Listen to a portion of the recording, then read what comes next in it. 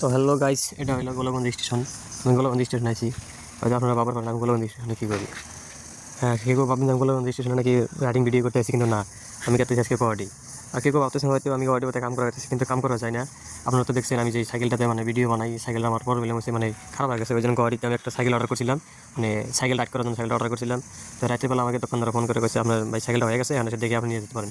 তো তার বেশি দেরি করলাম না, আমি সকাল সকালে রওনা দিলাম কবাডি রওনা দিছি। আমি সেই সাইকেল আনতে, সাইকেল দেখে কেমন হচ্ছে। আর আমি কিন্তু দেখতে দেখতে কিন্তু গোলপাড়া ব্রিজ পাই গেলাম।